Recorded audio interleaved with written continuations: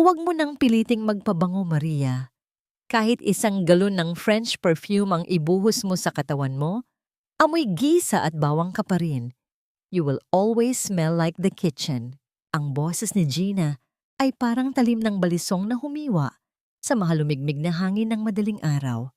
Nakatayo siya sa hamba ng pinto ng kusina. Suot ang isang mamahaling silk robe habang pinapanood si Maria na kanina pang 4:00 ng umaga, naglalaga, naghihiwa, at nagpapakulo. Ang init mula sa kalan ay nagpadikit ng mga takas na buhok sa noo ni Maria at ang kanyang mga kamay, ang parehong mga kamay na gabi-gabing humahawak sa mga pinong brilyante sa kanyang lihim na opisina, ay kasalukuyang namumula sa pagkakababad, sa tubig at pampalasa. Hindi sumagot si Maria. Nanatili ang kanyang tingin sa malapot na sarsa ng pansit luglug na kanyang hinahalo. Ito ang paboritong pagkain ng kanyang biyenan, si Doña Aurora. 12 taon na niyang ginagawa ito tuwing kaarawan ng matanda. Isang ritual ng pagpapakumbaba, isang tahimik na pag-aalay ng pag-ibig sa pamilyang kailanman ay hindi siya itinuring na kauri. Sa loob ng bulsa ng kanyang maruming tapis, nararamdaman ni Maria ang kanto ng isang pulang sobre.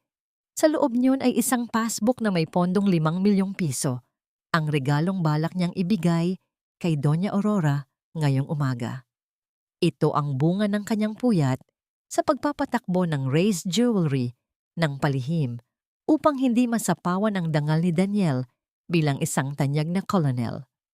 Para kay Maria, ang pera ay hindi lamang halaga. Ito ay simbolo ng kanyang pasasalamat dahil tinanggap siya sa pamilyang ito kahit pa bilang isang hamak na asawa lamang sa paningin nila. I'm talking to you, Maria. Are you deaf? Pagak na tumawa si Gina, ang amoy ng kanyang mamahaling pabango ay nakikipagbuno sa amoy ng taba ng baboy sa kawali. Don't tell me pati ang pandinig mo na ibenta mo na rin para makabili ng mumurahing telang yan na suot mo. Gosh, Daniel deserves someone better. Someone with class, not a kitchen martyr. Nagtitimpla lang ako, Ate Gina. Mahinahong sagot ni Maria. Bagaman ang kanyang puso ay tila isang telang unti-unting napupunit. Gusto ko lang maging maayos ang handa para kay nanay. Nanay? Oh, please, don't call her that. You're just Daniel's wife on paper, but in this house, you're the permanent help. Nang sumapit ang tanghalian, ang mansyon ay napuno ng tawanan ng mga matataas na opisyal at mga negosyante. Si Daniel, matikas sa kanyang uniforme, ay nakatayo sa gitna ng bulwagan. Lumapit si Maria, dala ang malaking bandehado ng pansit luglug na pinaghirapan niya ng 8 oras. Ang kanyang mga binti ay nanginginig sa pagod. Ngunit ang pag-asang makita ang kahit katiting ng ngiti mula sa biyenan ay nagbigay sa kanya ng lakas. Happy birthday po, Nanay! Mahinang sabi ni Maria habang inilalapag ang pagkain sa gitna ng hapag na puno ng catering mula sa isang sikat na hotel. Tiningnan ni Doña Aurora ang bandehado na parang may dumi itong dala. Itinaas ng matanda ang kanyang gold-rimmed na salamin at suminghal. I told you, Maria, may catering tayo. Bakit nagdala ka pa ng basura rito? It's an eyesore.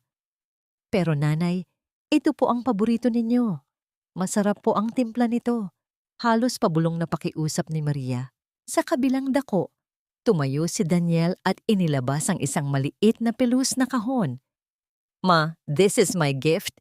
Isang diamond ring. Maria and I, we wanted you to have the best.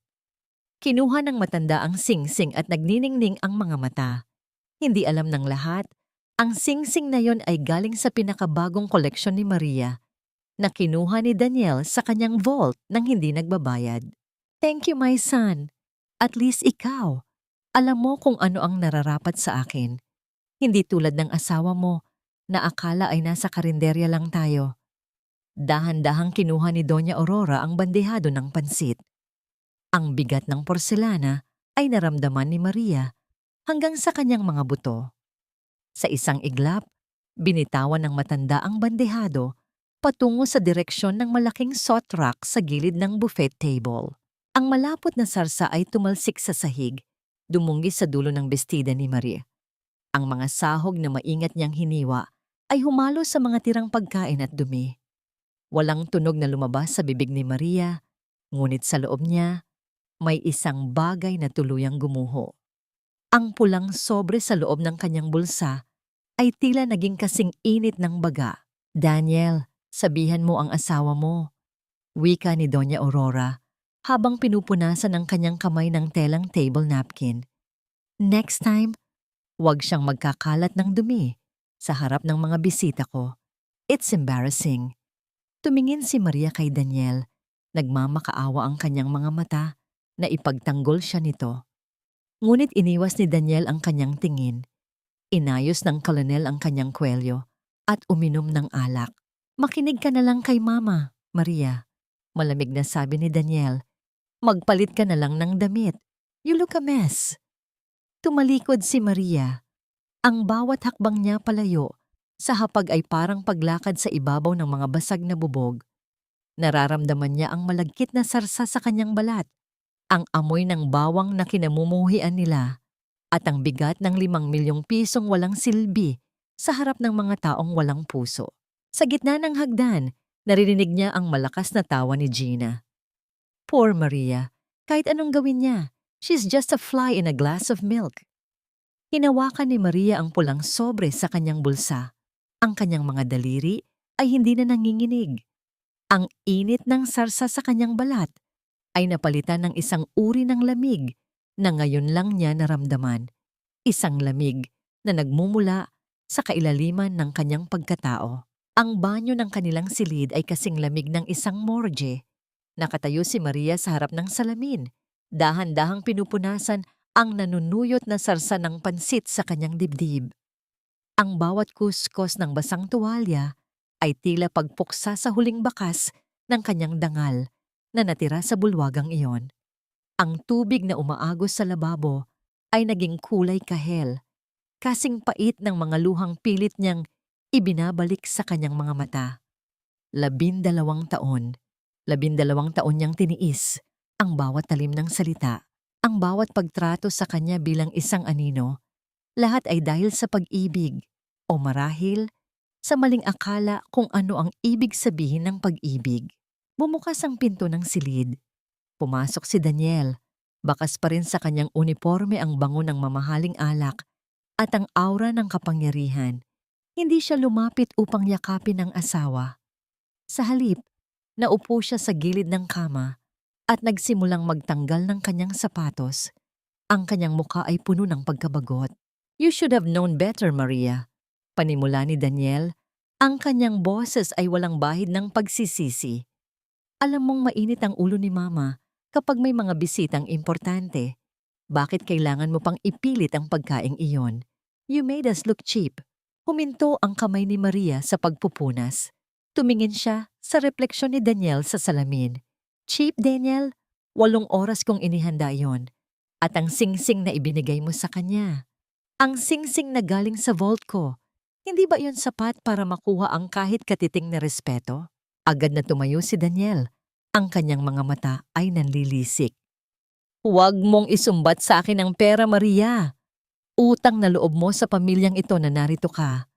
My family gave you a name. My position as a colonel protects your business. Anong gagawin mo sa yaman mo kung wala ang protection ko? You're just a woman with a lot of stones. Without me, you're nothing." Ang salitang utang na loob ay tumama sa dibdib ni Maria nang mas masakit pa kaysa sa mainit na sarsa ni Gina. Ito ang tanikalang 12 taon nang nakapulupot sa kanyang leeg. Ang utang na loob sa pagtanggap sa kanya. Ang utang na loob sa pagtatago ng kanyang pagkatao upang hindi mapahiya ang mataas na lipunan na kinabibilangan ni Daniel. Kinabukasan, habang nasa trabaho si Daniel, narinig ni Maria ang kalansing ng mga susi sa labas ng kanyang silid. Hindi iyon ang tunog ng susi ni Daniel.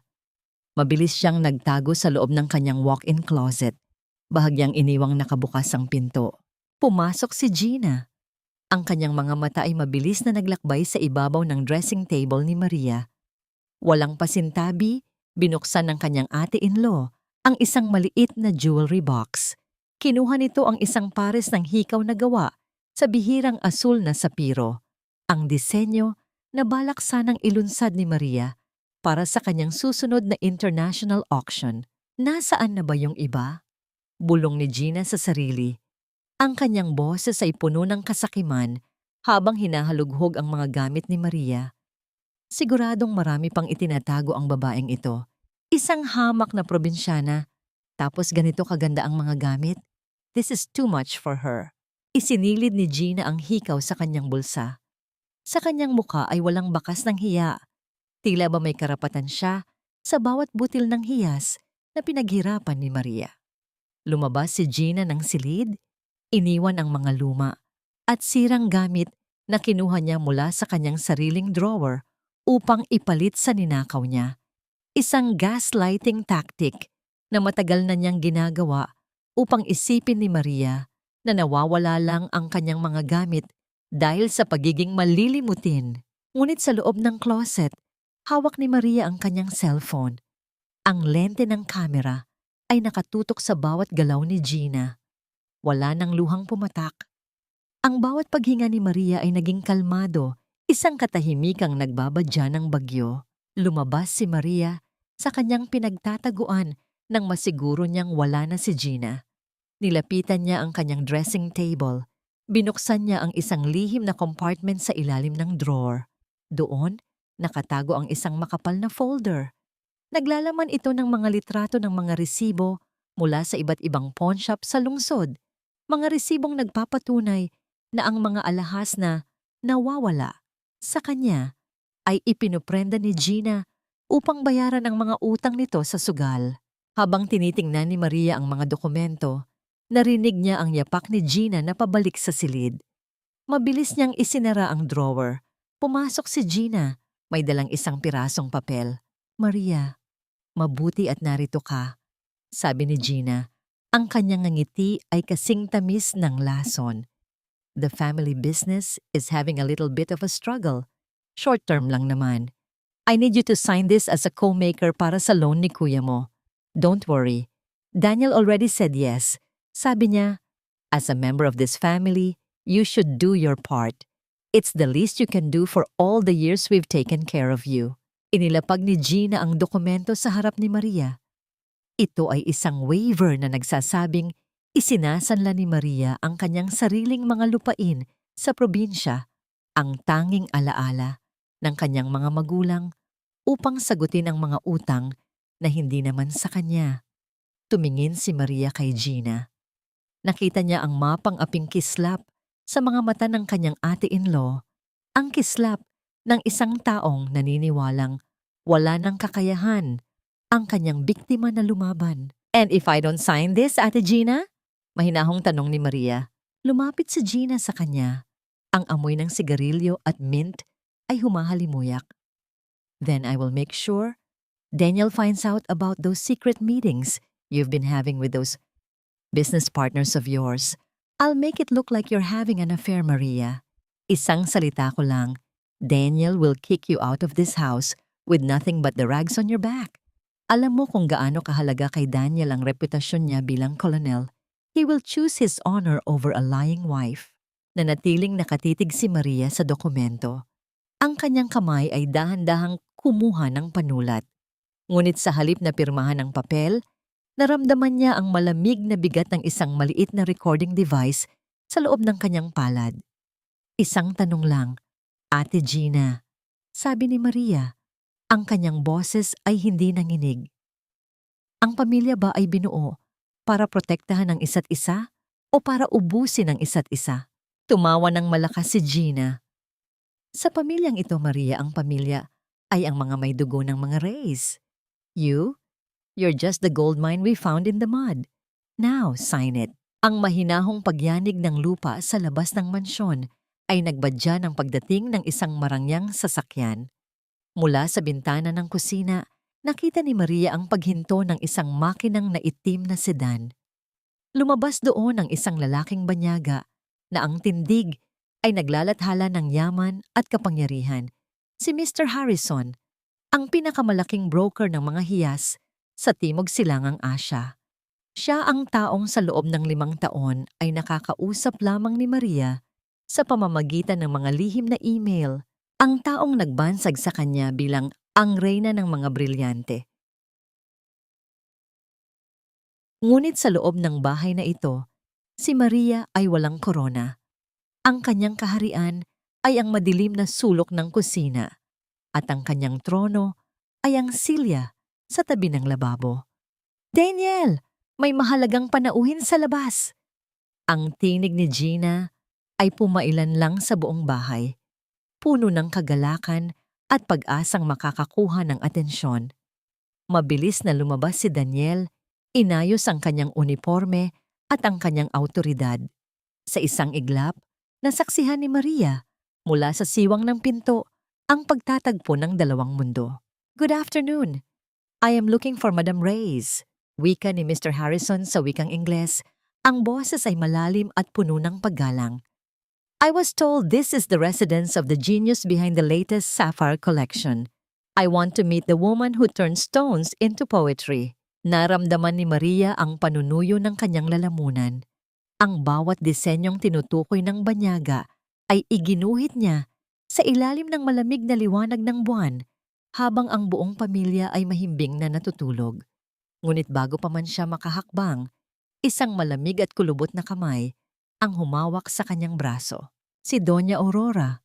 Ang matanda ay nakatayo sa kanyang likuran. Ang mga mata ay tila 2 talim ng kutsilyo. "Huwag kang gagalaw, Maria," bulong nito. Ang boses ay kasing pait ng apdo. "Gusto mo bang malaman ng buong Pilipinas na ang asawa ng isang tanyag na kolonel ay isang hamak na tindera? Isang negosyante? Sisirain mo ang dangal ni Daniel. Iisipin ng mga tao na ang yaman mo ay galing sa korupsyon ng asawa mo. Do you want to destroy his career?" "Pero nanay, dangal ko rin po ang negosyong ito." Mahinang sagot ni Maria. Ang boses ay tila isang tilang, unti-unting napupunit. "Ang dangal mo ay ang pagsunod sa asawa mo." Bulyaw ng matanda sa mahinang tono bago siya pilit na itinulak pabalik sa kusina. "Magtimpla ka ng kape. Ipakita mo ang galing mo bilang asawa, bilang tagapagsilbi ng bahay na ito." Sa sala, narinig ni Maria ang boses ni Daniel, matatag ngunit puno ng kasinungalingan. "You must be mistaken, sir. My wife is a very traditional woman. She stays at home, takes care of us. She doesn't know anything about diamonds. Maybe you're looking for my sister Gina. She is the creative mind of the family." Isang matinding hapdi ang gumuhit sa dibdib ni Maria. Ang lalaking pinrotektahan niya ang reputasyon sa loob ng 12 taon ay kasalukuyang ninanakaw ang kanyang pagkatao sa harap mismo ng kanyang pintuan. Dahan-dahang lumabas si Maria, dala ang tray ng kape. Ang bawat hakbang niya ay tila paglalakad sa ibabaw ng mga pako. Nang pumasok siya sa sala, ang amoy ng mamahaling kape ay humalo sa amoy ng kanyang sariling pawis. Nakita niya si Mr. Harrison na tila naguguluhan habang si Gina ay nakaupo sa tabi nito. Hawak ang mga sketch na ninakaw mula sa silid ni Maria. Here is the coffee." Wika ni Daniel, ang tingin ay hindi dumapo sa asawa. "This is Maria, our stay-at-home help. Sadyang mahiyain lang siya kaya wag mo na siyang pansinin." Napatitig si Mr. Harrison kay Maria. Mayroong pagkilala sa mga mata ng banyaga. Tila hinahanap ang kaluluwa ng artistang matagal na niyang hinahangaan sa likod ng tapis at nakatali na buhok ng babaeng nasa harap niya. Ngunit bago pa makapagsalita si Maria, tumayo si Gina at humarang. "Maria, pakidala na rin ng mga biscuits at pakibilisan. We are discussing important business here." Utos ni Gina, ang kanyang tono ay kasing talim ng isang latigo. Sa sandaling iyon, napansin ni Maria ang kislap sa mga tainga ni Gina. Ang asul na sapiro, ang mga hikaw na kanyang pinagpuyatan ay suot ni Gina. Kumikinang sa ilalim ng chandelier na tila ba isang insulto sa tunay nitong manlilikha. Ang bawat kislap ng bato ay tila tawa ng isang demonyo. Ipinapaalala kay Maria ang kanyang kawalan ng kapangyarihan sa loob ng sariling tahanan. Beautiful earrings, Miss Gina, papuri ni Mr. Harrison, bagaman ang kanyang tono ay may pag-aalinlangan. The cut is very specific. Only a master could have done this. I'm glad you noticed, sagot ni Gina, sabay haplos sa alahas. It was a very difficult design to execute, but I managed. Hindi na makahinga si Maria. Ang hangin sa sala ay naging kasing init ng isang horno. Tiningnan niya si Daniel, nagbabakasaling makakakita ng kahit katiting na pagtutol sa mukha nito. Ngunit ang kolonel ay tumango lamang, isang tahimik na pakikipagsabwatan sa pagnanakaw ng kanyang dangal. Maria, bakit nakatayo ka pa dyan? Malamig na tanong ni Daniel. Ang kanyang mga mata ay walang kahit anong emosyon. Humingi ka ng paumanhin kay Mr. Harrison dahil naantala mo ang usapan namin at bumalik ka na sa kusina. You don't belong here. Ang katahimikan sa loob ng sala ay naging kasing bigat ng isang hatol ng kamatayan. Ang bawat mata ay nakatuon kay Maria. Ang mapang-uyam na tingin ni Gina, ang mapangaping titig ni Doña Aurora at ang walang pakialam na mukha ni Daniel. Ang bawat patak ng ulan sa labas ng bintana ng kusina ay tila mga luhang hindi mailabas ni Maria. Matapos ang pagbisita ni Mr. Harrison, ang mansyon ay bumalik sa dati nitong kapangyarihan. Isang kahariang ginto ang dingding, ngunit bulok ang pundasyon. Nakaupo si Maria sa isang maliit na bangko. Ang kanyang hapunan ay isang pirasong tuyo at isang mangkok ng kaning lamig. Ito ang parusa sa kanya ni Doña Aurora dahil sa di umano'y pagkapahiya ng pamilya sa harap ng banyaga. Sa kabilang dako, sa marangyang dining table, ang amoy ng mainit na bird's nest soup at inihaw na tupa ay humahalimuyak. Ang tunog ng mga pilak na kubyertos na tumatama sa porselana ay tila musika ng pang-uuyam sa kanyang pandinig. Daniel, we need to talk about the business. Panimula ni Gina habang humihigop ng sabaw na si Maria mismo ang bumili ng mga sangkap. Malaki ang utang ng kumpanya ko sa supplier. If we don't pay by Friday, baka mahila ang mga ari-arian natin. You know what that means for your reputation. Isang kolonel na may pamilyang baon sa utang? It's a scandal. Lumingon si Daniel kay Maria na nooy tahimik na kumakain sa dilim ng kusina. Maria, lumapit ka rito. Utos niya. Tumayo si Maria at lumapit sa liwanag. Ang kanyang mga kamay ay amoy asin at daing. Isang matinding kaibahan sa bango ng alak na iniinom ni Daniel. I need you to release some funds from your personal savings, direktang sabi ni Daniel. Gina needs 10 million pesos. Consider it an investment in our family's peace. Naramdaman ni Maria ang isang matinding kirot sa kanyang sikmura. Hindi dahil sa gutom, kundi dahil sa kapal ng mukha ng mga taong nasa harap niya.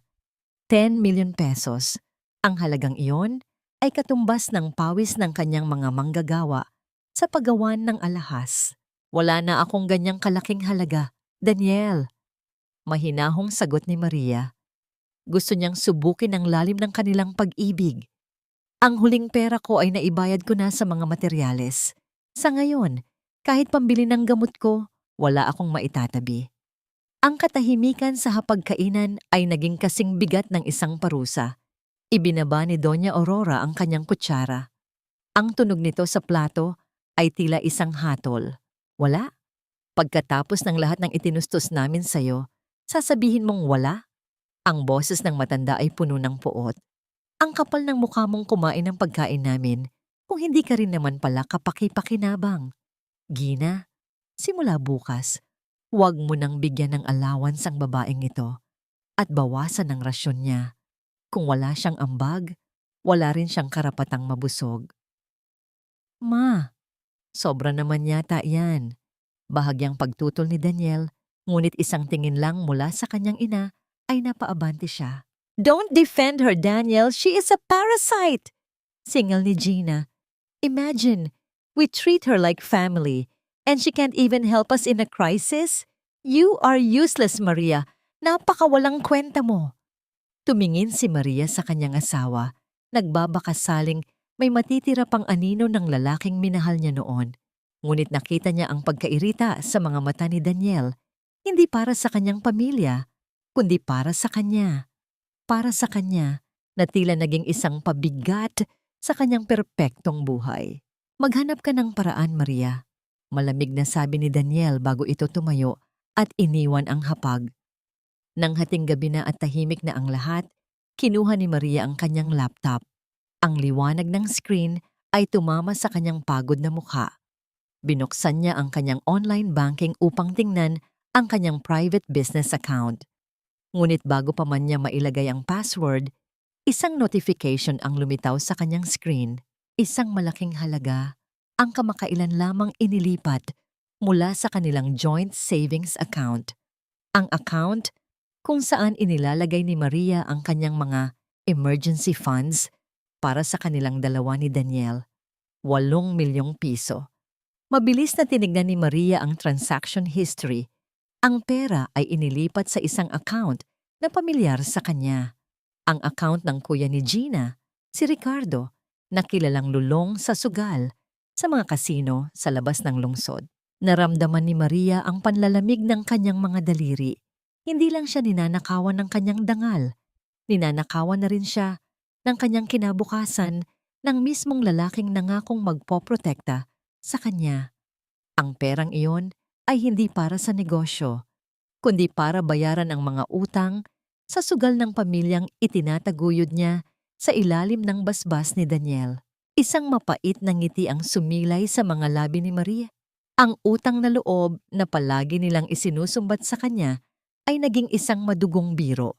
Habang siya ay pinapakain ng tira-tira sa kusina, ang kanyang asawa ay palihim na nilulustay ang kanyang pinaghirapan para sa isang pamilyang walang ibang alam, kundi ang mga pi. Hinawakan ni Maria ang kanyang dibdib kung saan nararamdaman niya ang bawat tibok ng kanyang puso, hindi na dahil sa sakit, kundi dahil sa isang bagong layunin. Sa dilim ng silid, binuksan niya ang isang folder na may pamagat na The Debt Collection. Ang madaling araw ay dumating na may dalang kakaibang bigat sa isang maliit at madilim na sulok ng attic, kung saan ang tanging liwanag ay nagmumula sa isang upos na kandila. Maingat na inilatag ni Maria ang huling burador ng kanyang obra maestra. Ito ang disenyo para sa International Gemological Award, isang set ng alahas na hango sa anyo ng isang namumukadkad na sampagwita. Ngunit ang bawat talulot ay gawa sa pinong-puting ginto at mga brilyanteng kasing linaw ng kristal. Ito ang magiging tiket niya upang tuluyang lumabas sa anino at kilalanin ang kanyang pangalan sa buong mundo.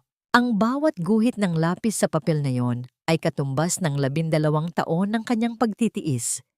Ang bawat kurba ay isang dalangin at ang bawat tuldok ay isang patak ng pawis na hindi nakita ng sinuman. Ito na yon, bulong ni Maria sa kanyang sarili. Ang kanyang boses ay tila isang marahang hanging dumaan sa pagitan ng mga luma at maalikabok na kagamitan sa attic. Ito na ang magpapalaya sa akin. Ngunit ang katahimikan ng madaling araw ay binuwag ng marahas na pagbukas ng pinto. Pumasok si Gina. Ang kanyang buhok ay magulo pa at ang kanyang mukha ay bakas ng matinding galit. Hawak niya ang isang basong puno ng madilim na likido, isang kape na tila kasing pait ng kanyang kalooban. So dito ka pala nagtatago, bulyaw ni Gina. Kanina pa kita tinatawag sa baba. Ang dumi ng banyo sa guest room at ang mga basura ay hindi pa nailalabas. At ano itong ginagawa mo? Nagdo-drawing? Mabilis na hinarang ni Maria ang kanyang mga kamay sa ibabaw ng papel. Ate Gina, sandali lang po. Malapit na akong matapos dito. Gagawin ko na ang mga gawaing bahay pagkatapos nito. Gagawin? Pagak na tumawa si Gina.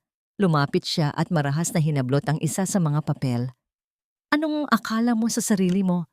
Isang sikat na designer. You are just a frustrated housewife, Maria. Ang mga drawing mong ito ay basura lang sa paningin ni Daniel. Huwag po, Ate Gina. Mahalaga ang papel na yan. Nakiusap si Maria, ang kanyang boses ay nagsisimulang manginig. Sa sandaling iyon, Pumasok din si Doña Aurora. Ang matanda ay tiningnan ang paligid ng may pandidiri. Kaya pala laging kulang ang oras mo sa pagsisilbi dahil inuubos mo ang panahon mo sa mga walang kwentang bagay na ito. My son works so hard to give you a roof over your head, and this is how you repay him by playing artist? Nanay, ito po ang buhay ko. Ito po ang talento ko. Sagot ni Maria. Ang mga luha ay nagsisimulang mamuo sa kanyang mga mata. Talento? Singhal ni Doña Aurora. Ang tanging talento mo ay ang maging asawa ni Daniel, at kung hindi mo kayang gawin yon ng maayos, wala kang silbi rito. Sa isang iglap, kinuha ni Gina ang baso ng kape at walang pasintabi itong ibinuhos sa ibabaw ng mga disenyo ni Maria. Ang madilim na likido ay mabilis na kumalat sa maputing papel. Nilalamon ang mga pinungguhit ng sampagita. Ginagawa itong isang madungis na mantsa. Oops, my hand slipped. Pang-uuyam ni Gina. Hindi nakakilos si Maria. Pinanood niya kung paano dahan-dahang naglaho ang kanyang 12 taon sa ilalim ng malagkit na kape. Ang bawat talulot na kanyang iginuhit ay tila nalalanta sa harap ng kanyang mga mata. Hindi siya sumigaw. Ang sakit ay masyadong malalim para sa isang hiyaw. Ang pakiramdam ay tila ba ang kanyang sariling kaluluwa ang binuhusan ng lason. Dahan-dahang lumapit si Maria sa mesa. Sinubukan niyang punasan ng papel gamit ang kanyang tapis, ngunit lalo lamang itong nadungisan. Sa gitna ng kanyang pagkasira, narinig niya ang yapak ni Daniel. Anong nangyayari rito? Tanong ni Daniel. Ang kanyang boses ay puno ng pagkabagot habang nakatayo sa pinto. Daniel, tignan mo ang asawa mo. Sumbong ni Gina, na agad nagpalit ng anyo at nagkunwaring biktima. Pinagsasabihan ko lang siya tungkol sa mga gawaing bahay. Bigla na lang siyang nagwala at itinapon ang kape ko sa mga papel niya. She's becoming unstable, Daniel. Tiningnan ni Daniel ang basang papel sa sahig, pagkatapos ay tumingin siya kay Maria. Walang bahid ng habag sa kanyang mga mata. Ang tanging nakita ni Maria ay ang hiya. Ang hiya ni Daniel na mayroon siyang asawang baliw. It's just paper, Maria. Malamig na sabi ni Daniel. Bakit kailangan mong gawa ng eksena ang mga basura? You are attacking my sister over some drawings? Nagiging masyado ka ng emosyonal. Isipin mo naman ang posisyon ko. Kung malalaman ng mga kasamahan ko na ang asawa ko ay nagkakaganito dahil sa ilang pirasong papel, anong sasabihin nila? Lumingon si Maria sa kanyang asawa. Basura? Daniel, ito ang pangarap ko. Ito ang kaisa-isang bagay na hindi niyo kinuha sa akin. Ang pangarap mo ay dapat ang pangarap ko. Bulyaw ni Daniel. Huwag kang umarte na parang inaapi ka rito. You live in a mansion. You eat expensive food. Now, clean this mess up. Ayaw kong makakita ng kahit isang piraso ng papel na ito pagbaba ko. Tumalikod sila at iniwan si Maria sa madilim na atik. Nanatiling nakaluhod si Maria sa sahig. Ang kanyang mga daliri ay dahan-dahang hinahaplos ang basang papel. Ang bawat hibla ng papel na nasira ay tila isang bahagi ng kanyang pagkatao na tuluyan ng pumanaw. Dinampot niya ang isang piraso ng disenyong dinaliri ng gatas at kape. Ang bango ng kape ay tila naging amoy ng isang libing. Sa gitna ng kanyang pagkaulila sa sariling pangarap, may isang bagay na tumigas sa loob ni Maria. Ang huling hibla ng pag-asang magbabago ang pamilyang ito ay tuluyan ng naputol. Ganito na lang ba ang halaga ko? Bulong niya sa hangin. Ang kanyang boses ay hindi na nanginginig. Isang basurang dadaan-daanan lang, inilabas niya ang kanyang cellphone mula sa kanyang bulsa. May isang mensahe mula sa kanyang abogado sa kumpanya. Madam, the legal papers for the separation of assets are ready for your review. We only need your signal. Tiningnan ni Maria ang basang disenyo sa kanyang kamay, pagkatapos ay ang pinto kung saan lumabas ang kanyang asawa. Ang kanyang mga mata, na dati ay puno ng pag-ibig, ay naging kasing tigas na ngayon ng mga brilyanteng kanyang nililikha. Ang bulwagan ng isang tanyag na hotel sa Makati ay nagniningning sa ilalim ng mga dambuhalang chandelier na tila mga bituing bumagsak mula sa langit. Gabi ito ng selebrasyon, ang ika-10 taon ng anibersaryo ng serbisyo ni Daniel at ang balita ng kanyang nalalapit na promosyon bilang general. Ang bawat sulok ay amoy mamahaling alak, sariwang bulaklak, at ang masangsang na amoy ng kayabangan ng mga taong naroroon. Si Maria ay nakatayo sa isang madilim na bahagi ng ballroom. Alinsunod sa utos ni Doña Aurora, suot niya ang isang lumang bestida na kulay abo. Isang disenyong sadyang ginawa upang maglaho siya sa paningin ng mga tao. Sa kabilang dako, si Gina ay parang isang reyna sa kanyang pulang gown. Suot ang kwintas na ninakaw mula sa koleksyon ni Maria. Kumikinang ito sa bawat galaw niya na tila ba nang uuyam. Maria, don't just stand there like a ghost. Bulong ni Gina nang dumaan ito sa tabi niya. Bitbit ang isang baso ng champagne. Ayusin mo ang sarili mo. People might think we hired a maid who doesn't know how to smile. At least try to look grateful na isinama ka namin dito. Hindi kumibo si Maria. Ang kanyang mga mata ay nakatuon kay Daniel, na kasalukuyang pinalilibutan ng mga matataas na opisyal. Sa tabi ni Daniel ay nakatayo si Sofia, isang batang byuda mula sa isang makapangyarihang pamilya ng mga politiko. Colonel, your family is so blessed, wika ng isang panauhin habang nakatingin kay Sofia at Daniel. Napakabagay ninyo ni Miss Sofia. Class and power, indeed. Sa halip na itama ang panauhin at ipakilala si Maria bilang kanyang asawa, tumawa lamang si Daniel at itinaas ang kanyang baso. Thank you. In this world, image is everything. You have to surround yourself with people who elevate your status. Ang bawat salita ni Daniel ay tila isang patak ng asido sa puso ni Maria. Ang lalaking pinakasalan niya sa harap ng altar ay kasalukuyang ibinubura ang kanyang pag-iral para lamang sa isang sandali ng pag-akyat sa lipunan. Ate Gina, kailangan ko nang lumabas saglit. Hindi ako makahinga, mahinang sabi ni Maria. Not yet, Maria. Ngumisi si Gina. The highlight of the night is about to happen. Hindi mo pwedeng palampasin ang pasasalamat ni Mama. Umakyat si Doña Aurora sa maliit na entablado. Hawak ang mikropono. Ang matanda ay nagmukhang isang banal na imahen sa ilalim ng spotlight. Sa gabing ito, nais kong magpasalamat sa lahat ng tumulong upang marating ng aking anak ang tagumpay na ito. Panimula ng matanda. Ang tagumpay ay hindi lamang bunga ng pagsisikap, kundi ng tamang pagpili ng mga taong makakasama sa buhay. Daniel, anak, ipinagmamalaki kita. Pagkatapos ng palakpakan, dinaluhan ni Gina ang isang waiter na may dalang tray ng mainit na cream of wild mushroom soup, ang paboritong pampagana sa piging na yon. Ang usok ng sarsa ay bumubulwak pa, isang palatandaan na ito ay galing pa sa kumukulong horno. Maria, kunin mo itong mangkok para kay nanay. Utos ni Gina. Inabot ni Maria ang mangkok. Ngunit bago pa man niya ito mahawakan ng maayos, naramdaman niya ang isang sadyang pag-ipit ng paa ni Gina sa kanyang takong. Kasabay nito ang isang malakas na pagtulak sa kanyang siko. Ang lahat ay tila nangyari sa ilalim ng tubig. Ang mainit na sarsa ay lumipad sa hangin bago ito buong lakas na tumama sa dibdib ni Maria. Ang init ay hindi agad naramdaman bilang sakit, kundi bilang isang nakakabiglang bigat.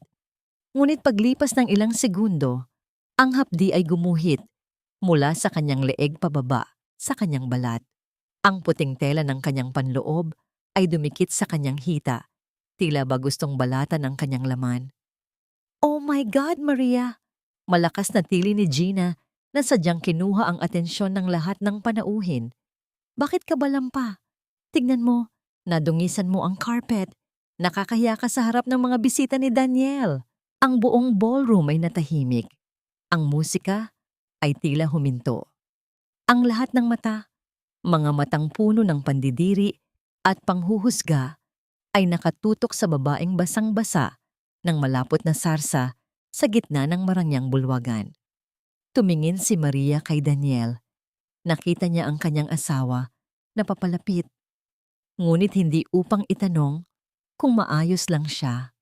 Ang mukha ni Daniel ay mapula sa galit at hiya. Ano ba, Maria? Hindi ka na ba talaga natuto?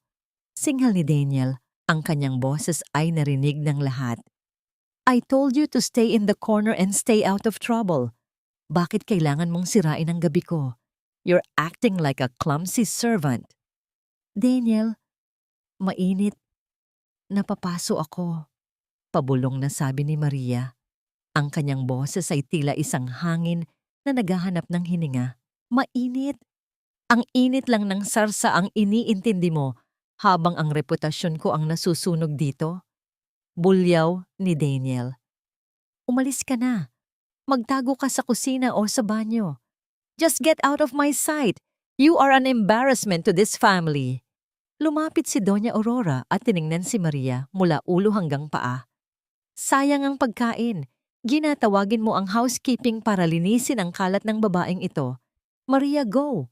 Huwag mong ipakita ang mukha mo rito hanggat hindi natatapos ang party. Tumalikod si Maria. Ang bawat hakbang niya palayo sa liwanag ay nag-iiwan ng bakas ng malapot na sarsa sa sahig. Nararamdaman niya ang init na nanunuot sa kanyang balat. Ngunit ang mas matinding hapdi ay ang lamig ng boses ni Daniel na tumutusok sa kanyang likuran. Pumasok siya sa isang bakanting pasilyo patungo sa banyo ng mga tauhan. Doon, sa ilalim ng malamig na liwanag ng bumbilya, dahan-dahan niyang tiningnan ang kanyang dibdib. Ang balat ay mapula na, nagsisimulang mamaltos, ngunit walang luhang lumabas sa kanyang mga mata. Ang kanyang mga kamay, na dahan-dahang hinahawakan ang nasunog na balat, ay hindi nanginginig. Ang tanging nararamdaman niya ay ang isang uri ng katahimikan. Isang nakakatakot na katahimikan na tanging ang mga taong nawalan na ng lahat ang makakaunawa. Hinawakan niya ang kanyang cellphone. Isang tawag ang ginawa niya. Handa na ang lahat. Sabi ni Maria sa kabilang linya. Ang kanyang boses ay kasing tigas ng pinakamahal na brilyante. Ilabas niyo na ang lahat ng ebidensya. Ngayong gabi, tatapusin natin ang palabas. Ang banyo ng mga tauhan ay maliit, madilim, at amoy kloro. Sa loob ng cubicle, ang tanging maririnig ay ang marahang lagaslas ng tubig mula sa gripo. Dahan-dahang binuksan ni Maria ang butones ng kanyang bestida. Ang tela ay dumikit na sa kanyang balat dahil sa nanunuyot na sarsa. Sa bawat hila niya sa damit, tila ba may bahagi ng kanyang sarili ang binabalatan ng buhay. Ang bawat sentimetro ng mapulang balat sa kanyang dibdib ay naglalabas ng matinding kirot na tila kagat ng libu-libong apoy. Tumingin siya sa salamin. Ang Maria na nakita niya ay hindi na ang babaeng laging nakayuko. Hindi na ang asawang ang tanging sagot ay opo at pasensya na. Ang nakita niya ay isang estranghero na may mga matang kasing lalim ng gabi at kasing lamig ng yelo. Bumukas ang pinto ng banyo. Ang tunog ng mga sapatos na gawa sa dekalidad na balat ay umaling-awngaw sa semento. Pumasok si Daniel. Ang kanyang mukha ay hindi na mapula sa galit, kundi maputla na sa tensyon. Maria, tawag niya. Ang boses ay may halong inis at bahagyang pag-aalinlangan. Bakit narito ka pa? I told you to go home. You're causing a scene by just staying here. People are whispering. Hindi lumingon si Maria. Ipinagpatuloy niya ang pagdampi ng malamig na tubig sa kanyang sugat. Whispering about what, Daniel? About the wife of the great colonel who was humiliated in front of everyone? O tungkol sa katotohanang mas pinili mong protektahan ng carpet kaysa sa balat ko? Huwag mo akong simulang pangaralan, Maria. Singhal ni Daniel. Lumapit siya at marahas na hinawakan ang balikat ni Maria upang iharap ito sa kanya. Ngunit napaatras siya nang makita ang pinsala sa dibdib ng asawa. Ang mapulang balat ay nagsisimulang mamuti at mamaltos. Sandaling natahimik si Daniel. Ang kanyang lalamunan ay tila nabara. Sa loob ng 12 taon, nakalimutan niyang ang babaeng ito ay gawa rin sa laman at dugo hindi lamang sa pera at serbisyo. Ngunit ang pride ay isang lason na mas mabilis kumalat kaysa sa pagsisisi. I didn't know it was that bad, pabulong na sabi ni Daniel. Pero Maria, kailangan mong intindihin, ang gabing ito ay para sa karir ko, ang pamilya ko, sina Mama at Gina. They were just caught up in the moment. You should have been more careful. Dahan-dahang tumingala si Maria. Isang mapait na ngiti ang sumilay sa kanyang mga labi. Caught up in the moment? Daniel, 12 taon na ang moment na yan. 12 taon niyo akong ginawang tuntungan para makaakyat kayo sa pedestal ninyo.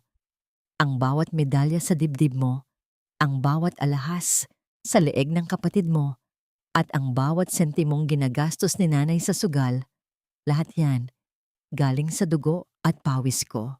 Shut up, Maria. Baka may makarinig sa'yo. Daniel hissed, his eyes darting to the door. You're talking nonsense. Utang na loob mo sa amin ang lahat ng ito. Who would have married a simple provincial girl like you if not for me? Salamat, Daniel, sabi ni Maria. Ang kanyang boses ay naging kasing tigas ng bakal. Salamat sa pagpapaalala sa akin kung nasaan ang lugar ko sa buhay niyo. At salamat sa sarsang ito. It didn't just burn my skin. It finally woke me up. What are you talking about? The show is over, Daniel. Lumabas si Maria sa banyo, hindi na inalintana ang dumi sa kanyang damit.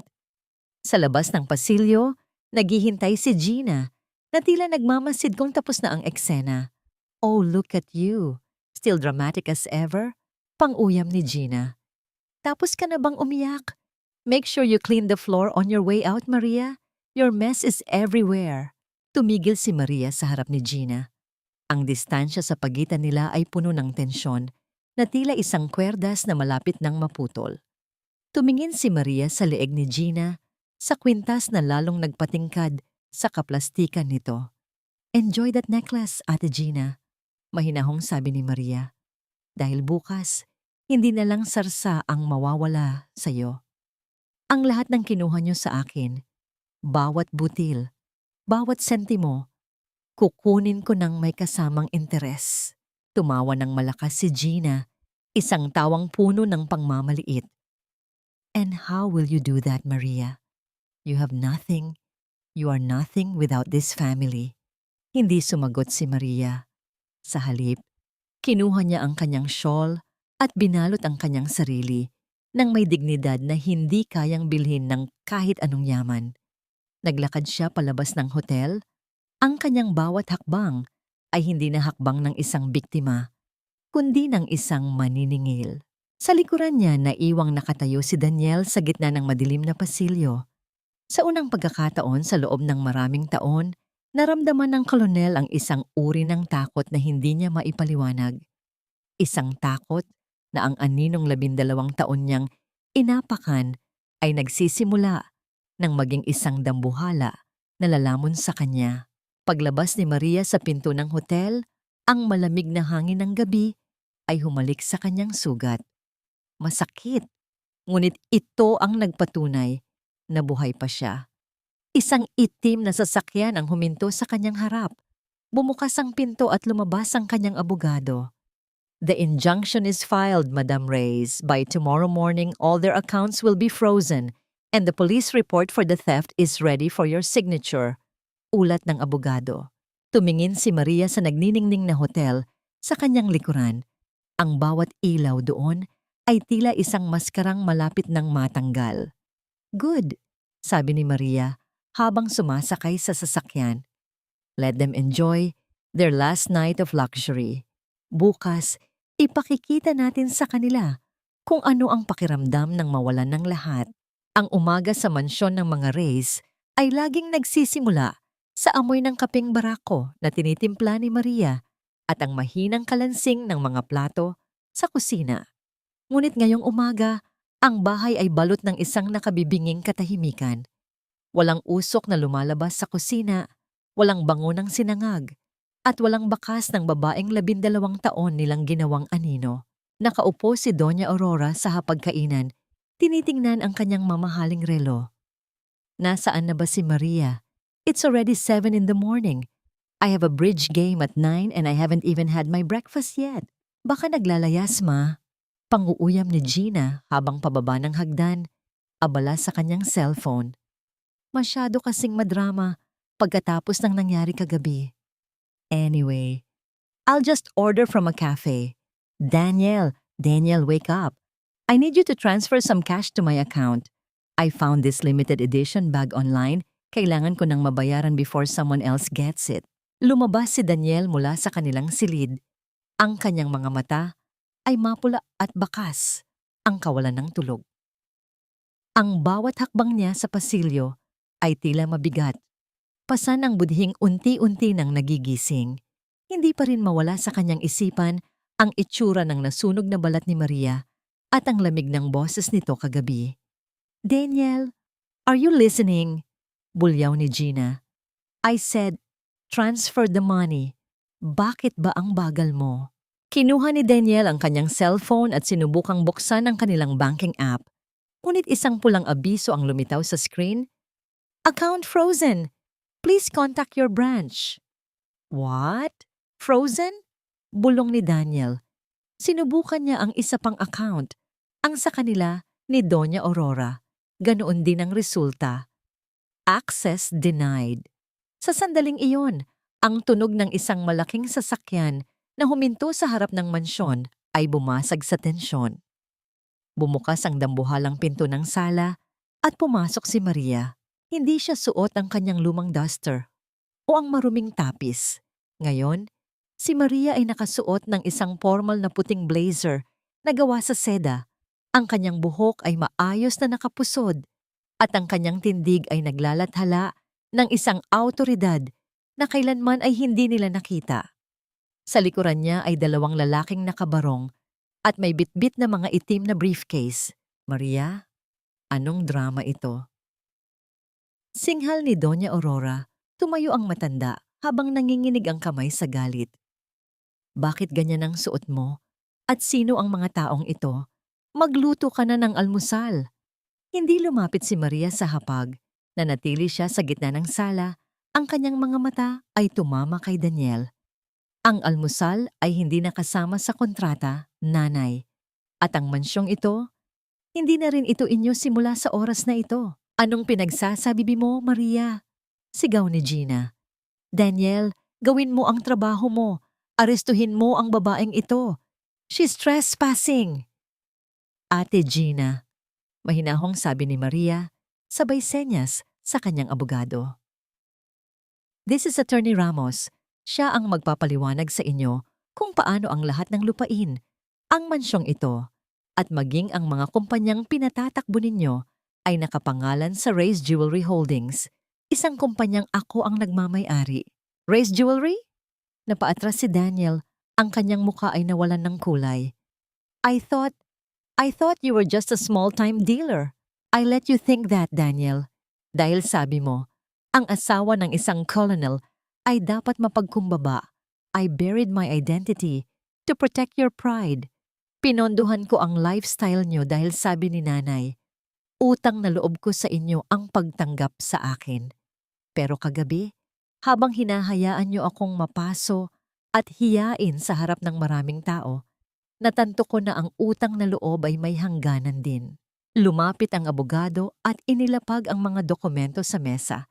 Lahat ng accounts na ginagamit ninyo ay nasa ilalim ng corporate funds ni Madam Maria. Dahil sa napatunayang theft at misappropriation ng pamilya sa mga alahas at pera ng kumpanya, we have frozen everything. Kasama na ang eviction notice para sa bahay na ito. Hindi nyo magagawa ito. Tili ni Gina. Sinubukan niyang hablutin ang kwintas sa kanyang leeg. This is mine. Daniel, do something. You're a colonel. Isang tawag mo lang, mawawala ang babaeng ito. Tumingin si Daniel sa kanyang kapatid, pagkatapos ay sa kanyang ina, na ngayon ay nakahawak na sa kanyang dibdib dahil sa gulat. At huli, tumingin siya kay Maria. Nakita niya ang mga mata ng kanyang asawa, puno ng pagod, puno ng sugat, ngunit puno rin ng paninindigan. Naalala ni Daniel ang lahat ng taon na si Maria ang nagagamot sa kanyang mga sugat Pagkatapos ng operasyon, ang mga gabing gising si Maria para ipaghanda siya ng kape at ang katotohanang ang bawat promosyon niya ay nabayaran ng tahimik na suporta ni Maria. Lumapit si Daniel kay Maria, ngunit hindi ito para arestuhin siya. Dahan-dahang hinawakan ni Daniel ang kanyang sariling balikat. Tinanggal ang mga tsapa at medalya na simbolo ng kanyang ranggo. "Daniel, anong ginagawa mo?" Sigaw ni Doña Aurora. "Ma, tama na," mahinang sabi ni Daniel. Tumingin siya kay Maria, ang kanyang mga mata ay basa na ng luha. "I was a coward, Maria. Pinili ko ang dangal na hiram. Pinili ko ang pamilyang sumisipsip sa dugo mo dahil takot akong mawalan ng posisyon. I don't deserve to be a colonel if I can't even protect my own wife from my own family." Ibinaba ni Daniel ang kanyang uniforme sa sahig, isang simbolo ng pagsuko sa kanyang nakaraan. "Maria, hindi ko hinihiling na patawarin mo ako agad. Pero simula ngayon, hindi na ako ang asawang bulag. Kung kailangang mawala ang lahat sa akin para mabayaran ang 12 taon na ninakaw namin sa'yo, tatanggapin ko." "Daniel, you fool!" sigaw ni Gina. "Iiwan mo kami para sa babaeng ito?" "Hindi ko kayo iiwan," sagot ni Daniel nang hindi lumilingon. "Dadalhin ko kayo sa korte para harapin ang mga kasalanan nyo. I will cooperate with Maria's legal team. I will testify against all of you, even against myself." Napaupo si Doña Aurora sa sahig. Ang kanyang maskara ng pagiging aristokrata ay tuluyan ng gumuho. Si Gina naman ay nagwala. Itinatapon ang mga mamahaling florera, ngunit bawat basag ng seramika ay tila tunog lamang ng kanilang naglalahong kapangyarihan. Tumingin si Maria kay Daniel. Sa unang pagkakataon, nakita niya ang lalaking minahal niya noon. Hindi ang kolonel, kundi ang lalaking marunong tumayo para sa tama. Ngunit hindi niya ito niyakap. Masyadong malalim ang sugat sa kanyang dibdib para sa isang madaliang pagpapatawad. "Attorney Ramos, simulan na ang proseso," sabi ni Maria. Ang kanyang boses ay walang panginginig. "Daniel, follow me. We have a lot of things to discuss sa opisina ko." Lumabas si Maria ng mansyon. Ang kanyang bawat hakbang ay may dalang bigat ng katarungan. Sa likuran niya, ang mansyong dati ay kulungan ng kanyang kaluluwa, ay naging isang monumento na lamang ng kasakiman na tuluyan na niyang tinalikuran. Ang gusali ng Race Jewelry Holdings sa gitna ng Makati ay tila isang toreng gawa sa salamin at bakal, nagniningning sa ilalim ng sikat ng araw.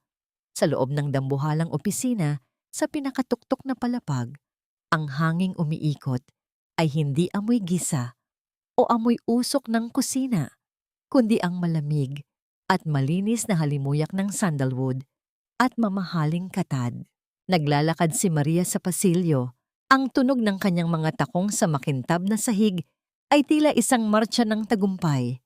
Sa bawat madaanan niya, ang mga empleyado ay yumuyuko ng may tunay na paggalang.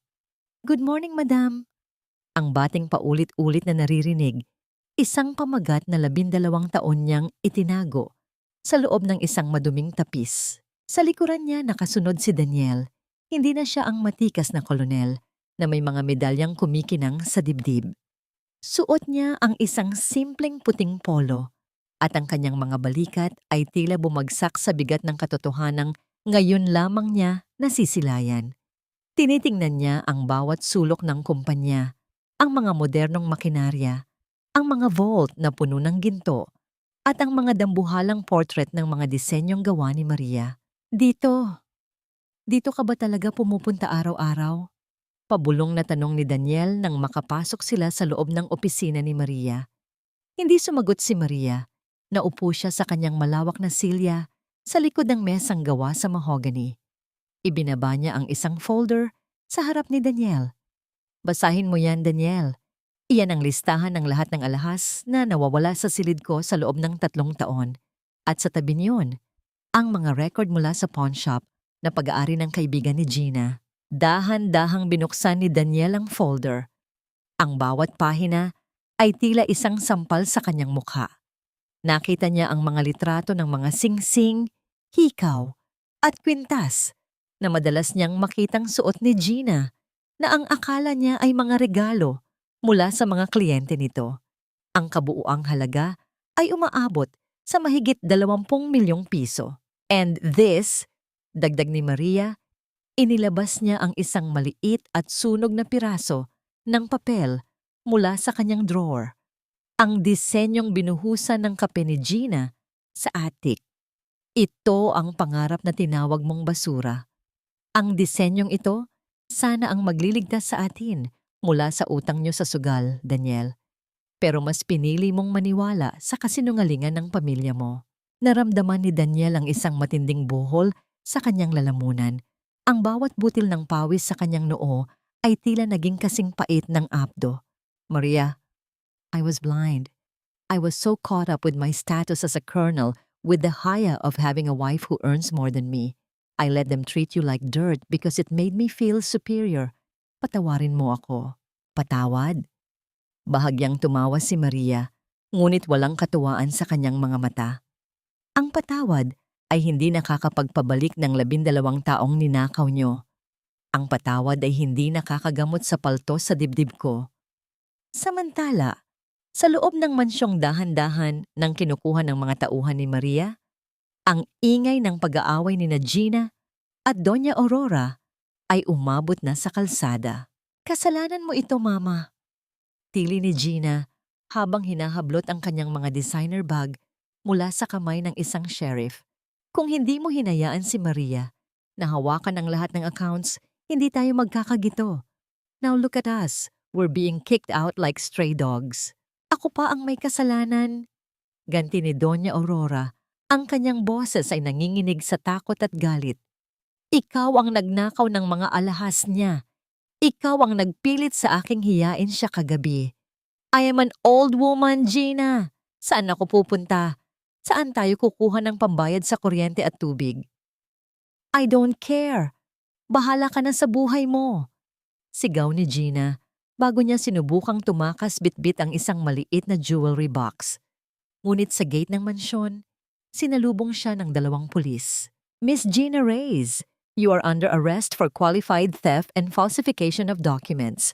Wika ng pulis bago narinig ang malamig na tunog ng posas na komandado sa mga kamay ni Gina. Ang sigaw ng pagmumura ni Gina at ang paghagulgol ni Doña Aurora ay umalingaw-ngaw sa buong subdivision.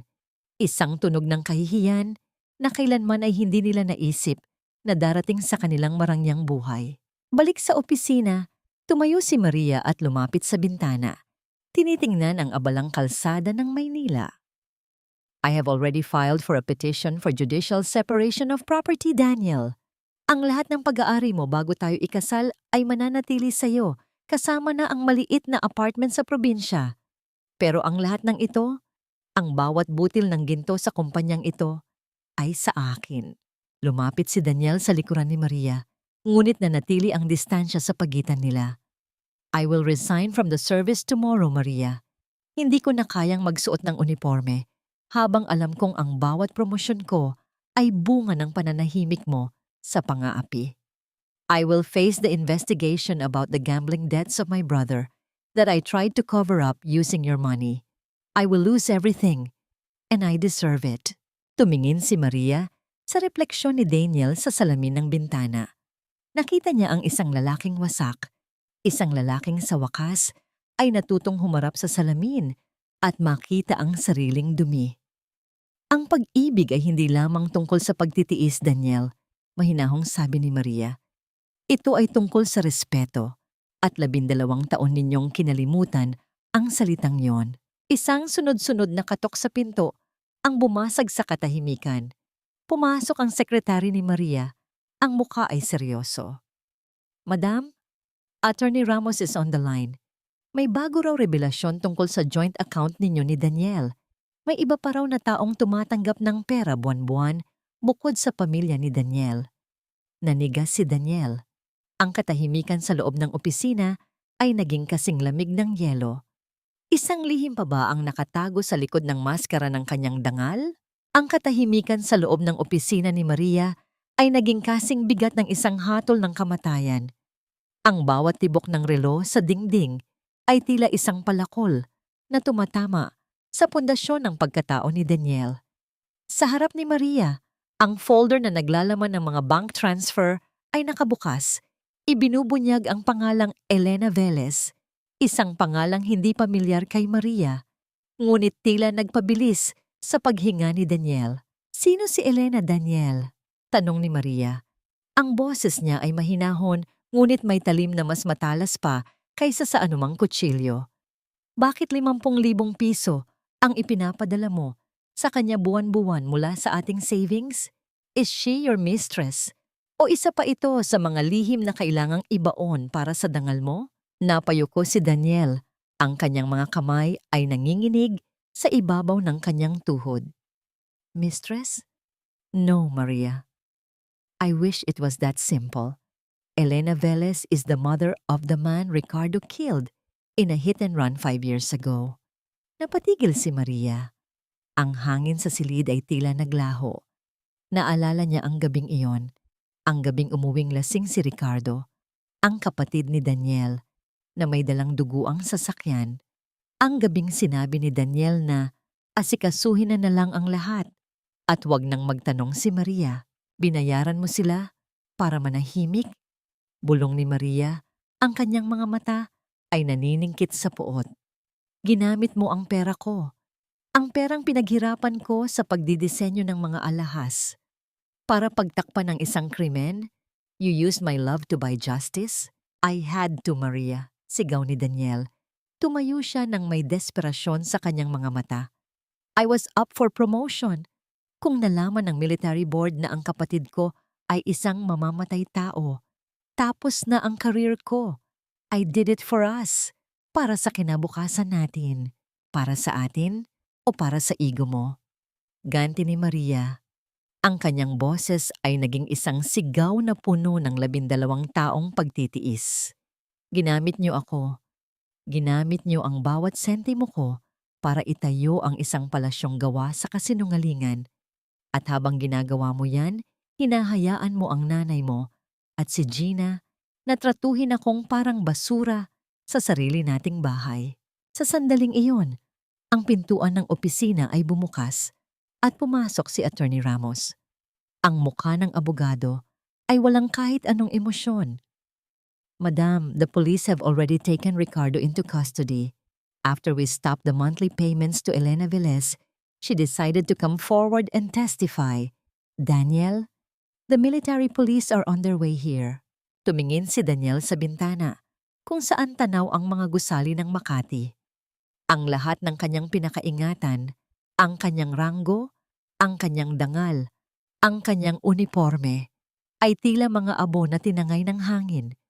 Habang nangyayari ang komosyon sa opisina, sa kabilang panig ng lungsod, naranasan ni Gina at Doña Aurora ang tunay na kahulugan ng karma. Sa loob ng isang masikip at mainit na selda sa presinto, nakaupo si Gina sa isang sementadong upuan. Wala na ang kanyang silk gown, wala na ang kanyang mga designer bags. Ang tanging suot niya ay ang orange na t-shirt ng mga preso. Ang amoy ng pawis at ihi sa paligid ay naging kasing pait ng kanyang mga huling salita kay Maria. "Hindi niyo ako pwedeng ikulong dito?" Tili ni Gina sa mga rehas. Ang kanyang mga kuko ay naggagasgasan na sa kalawang ng bakal. "I am a Reyes. Do you know who my brother is? He's a colonel." "Wala ka ng kapatid na colonel, miss," sagot ng isang babaeng pulis na dumaan. Ang boses ay puno ng panguuyam. "Ang balita ko, dinampot na rin ang kuya mo. At ang nanay mo? Ayun, nakaupo sa labas ng mansyon niyo. Ayaw paalisin ang mga bouncer ni Madam Reyes." Sa labas ng mansyong kinuha ni Maria, nakaupo si Doña Aurora sa tabi ng kanyang mga maleta. Ang ulan ay nagsisimulang pumatak. Dinudungisan ang kanyang mamahaling bestida na ngayon ay basa na ng luha at putik. Ang mga kapitbahay na dati ay yumuyuko sa kanya ay kasalukuyang nakasilip sa kanilang mga bintana, bumubulong at nagtatawanan sa kahihiyang sinapit ng reyna ng subdivision. Walang sino man ang lumapit upang tulungan siya. Walang utang na loob, nananatili sa mga taong pinakitaan lamang nila ng kayabangan. Balik sa opisina, lumapit si Maria kay Daniel. Tumingin siya sa mga mata ng lalaking naging sentro ng kanyang mundo sa loob ng mahabang panahon. Dahan-dahang hinawakan ni Maria ang kwelyo ng polo ni Daniel, ngunit hindi ito isang haplos ng pagmamahal. Ito ang huling pagkakataon na makikita mo ako, Daniel. Mahinahong sabi ni Maria, I am stripping you of everything, not out of revenge, but because you never owned any of this to begin with. Ang bawat butil ng hiyas na ibinigay ko sa inyo ay binalik nyo sa akin bilang mga sugat. Ngayon, ang mga sugat na yan ang magsisilbing lakas ko para kalimutan na naging bahagi ka ng buhay ko. Bumukas ang pinto at pumasok ang mga miyembro ng military police. Walang laban na ibinigay si Daniel. Hinayaan niyang gapusan ang kanyang mga kamay ng malamig na bakal. Sa huling sandali, lumingon siya kay Maria. Ang kanyang labi ay ginalaw para sabihin ang salitang patawad. Ngunit walang tunog na lumabas. Nang makaalis ang mga pulis, naiwan si Maria sa gitna ng kanyang dambuhalang opisina. Ang katahimikan ay hindi na nakakabingi. Ito ay naging mapayapa. Lumapit siya sa kanyang mesa at kinuha ang sunog na disenyo ng sampagwita. Dahan-dahan niyang hinaplos ang papel. Ang sikat ng hapon ay tumama sa kanyang dibdib, kung saan ang sugat mula sa mainit na sarsa ay nagsisimula ng matuyo at maging isang peklat. Isang peklat na magpapaalala sa kanya na siya ay lumaban, na siya ay nakatakas, na siya ay muling namukadkad mula sa mga abo ng panlilinlang. Kinuha ni Maria ang panulat at muling nagguhit sa isang bagong papel. Sa pagkakataong ito, ang disenyo ay hindi na sampagwita. Ito ay isang phoenix, isang ibong nagniningning sa mga brilyante. Lumilipad pa itaas, malayo sa putik ng nakaraan. 2 taon ang lumipas. Ang hanging nagmumula sa dagat ng Batangas ay may dalang amoy ng alat at kalayaang hindi kailanman naramdaman ni Maria sa loob ng mansyon ng mga Reyes. Sa isang malawak na beranda ng kanyang bagong tahanan, isang simpleng villa na gawa sa puting bato at kahoy, nakaupo si Maria habang pinapanood ang dahan-dahang paglubog ng araw. Wala nang sumisigaw ng kanyang pangalan para magpabili ng kape. Wala nang nanghahamak sa kanyang pagkatao. Ang tanging naririnig niya ay ang ritmo ng mga alon na humahalik sa pampang, tila isang banayad na bulong na nagsasabing, ligtas ka na. Dahan-dahang hinawakan ni Maria ang kanyang dibdib. Sa ilalim ng kanyang manipis na blusa, naroon pa rin ang peklat mula sa mainit na sarsa ni Gina. Hindi na ito mapula at mahapdi. Ito ay naging isang mapusyaw na marka, isang permanenteng medalya ng kanyang pakikidigma. Para kay Maria, ang peklat na ito ay mas mahalaga pa kaysa sa pinakamahal na brilyante sa kanyang koleksyon. Ito ang nagpapaalala sa kanya na ang tunay na ganda ay nabubuo sa ilalim ng matinding init at pressure. Bumukas ang pinto ng beranda at pumasok ang kanyang assistant. Madam, narito na po ang ulat mula sa foundation. 50 kababaihan na po ang nakapagtapos ng ating jewelry making course ngayong buwan. Karamihan sa kanila ay mga biktima rin ng domestic abuse. Ngumiti si Maria. Salamat, Lani. Ipadala mo ang mga sertipiko nila. Sabihin mo sa kanila, ang bawat hiyas na ginagawa nila ay simbolo ng kanilang sariling halaga. Huwag nilang hahayaang may kumuha niyon sa kanila. Habang binabasa ni Maria ang ulat, isang lumang dyaryo sa gilid ng mesa ang nahagi ng kanyang paningin. Sa loob ng balita, nakita niya ang isang maliit na artikulo tungkol sa paglabas ni Gina sa kulungan matapos ang 2 taon. Wala na ang kislap sa mga mata ng kanyang dating ate-in-law. Ayon sa balita, si Gina ay kasalukuyang nagtatrabaho bilang isang tagalinis sa isang pampublikong palengke sa probinsya upang mabayaran ang mga multa sa korte. Ang kanyang mga kamay, na dati ay ayaw humawak ng kahit anong gawaing bahay, ay magaspang na ngayon at puno ng kalyo. Si Doña Aurora naman ay nakatira sa isang maliit na paupahangang silid.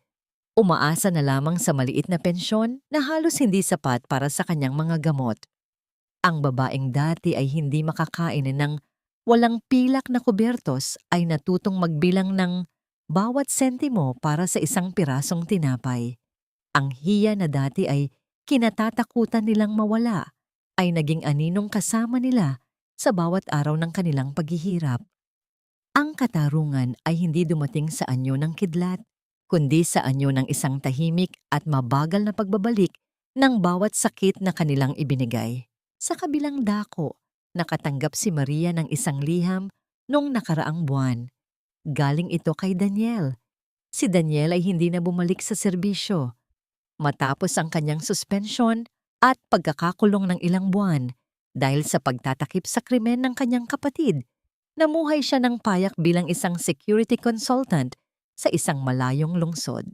Maria, sulat ni Daniel, araw-araw kong tinitingnan ang aking mga kamay at naaalala ang lahat ng pagkakataong hindi ko yun iniabot sa'yo noong nalulunod ka na sa sakit. Hindi ko hinihiling ang iyong pagbabalik. Ang tanging hiling ko ay ang malaman mong ang bawat barya na kinikita ko ngayon ay ginagamit ko para bayaran ang mga utang na iniwan ng aking pamilya. Natutunan ko na ang tunay na dangal ay hindi nanggagaling sa tsapa, kundi sa katapatan ng isang lalaki sa kanyang salita. Patawad. Itinabi ni Maria ang liham. Hindi siya nakaramdam ng galit, ngunit wala na ring pag-ibig. Ang puso niya ay tila isang hiyas na dumaan sa apoy, matigas, malinaw, at hindi na madaling mabasag. Tumayo si Maria at lumapit sa salamin. Isinuot niya ang kanyang pinakabagong disenyo, ang The Rising Phoenix. Ito ay isang kwintas na gawa sa puting ginto. May mga pulang ruby na tila mga baga ng apoy. Sa gitna nito, isang malaking brilyante ang nagniningning, sumasalamin sa sikat ng papalubog na araw. Madam, handa na po ang sasakyan para sa inyong paglipad patungong Paris para sa International Awards, wika ni Lani. Tumingin si Maria sa kanyang sariling refleksyon. Nakita niya ang isang babaeng hindi na kailangang magtago sa kusina. Nakita niya ang isang Maria Reyes na hindi na biktima ng utang na loob, kundi isang reyna ng kanyang sariling tadhana. Tayo na, sabi ni Maria. Sa kanyang paglakad palabas ng villa, ang tunog ng kanyang mga hakbang sa sahig ay hindi na tunog ng pagtakas. Ito ay tunog ng isang babaeng alam kung saan siya patungo. Ang yaman ay hindi sa bank account, kundi sa kapayapaan ng loob. Ang tagumpay ay hindi sa pagbagsak ng kaaway, kundi sa muling pagtayo ng mas matayog kaysa sa mga taong nagtangkang maglubog sa'yo. Ang gabi ay lumalim, ngunit para kay Maria, ang bawat bukas ay isang walang hanggang liwanag.